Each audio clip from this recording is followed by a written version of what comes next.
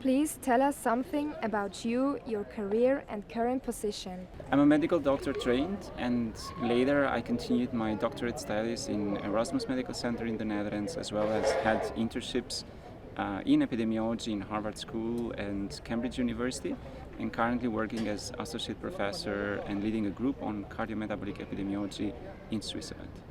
What do you think about the PCR test?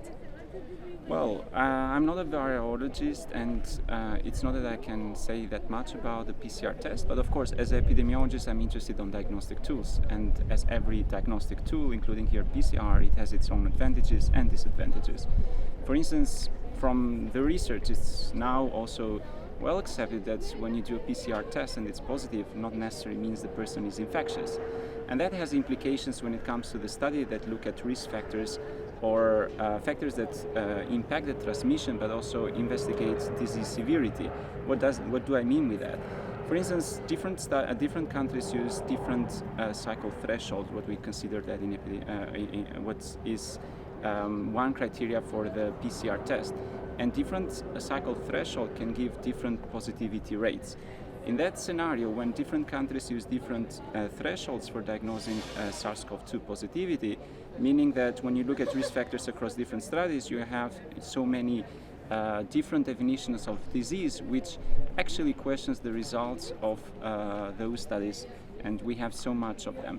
And that's why it's important that to better understand disease severity, but also risk factors related to SARS-CoV-2, we need quality studies and more homogeneous definition coming from the PCR test. As a researcher, what is your assessment of the current situation regarding SARS-CoV-2? Well, I think slowly we're moving from a pandemic into an endemic phase of the disease. What does it mean? I think and I believe that we have to live with the virus. As we learn more about the virus, but also as we have more percentage of the population being immune, either to natural immunity, but also due to the vaccination, which both protects against disease severity and disease outcomes.